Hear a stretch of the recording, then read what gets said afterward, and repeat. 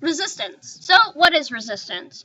Well, in a wire, electrons can't just freely move. They're going to keep bumping into the subatomic structure of the material. So resistance is the measure of how easily current can flow through a circuit or a part of a circuit.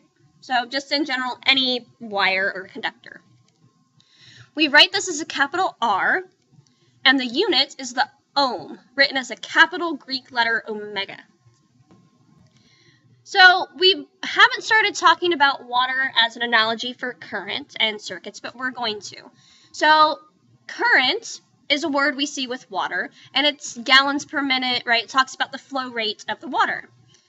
So just like that, in resistance, a small opening in an upside-down bottle allows only a small amount of flow, and a large opening allows a larger flow.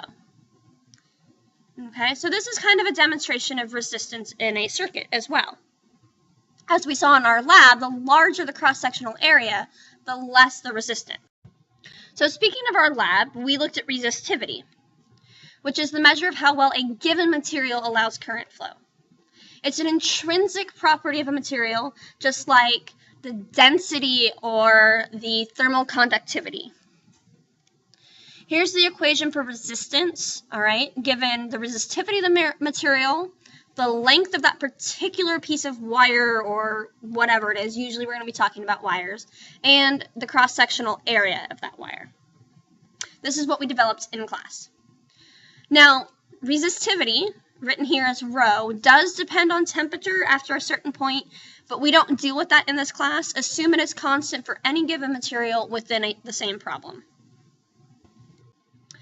So, here's a sample problem. These 5 resistors shown are made of the same material, so same resistivity, right? It asks which one has the greatest resistance. Okay, here's the picture again. Now, let's walk through the steps.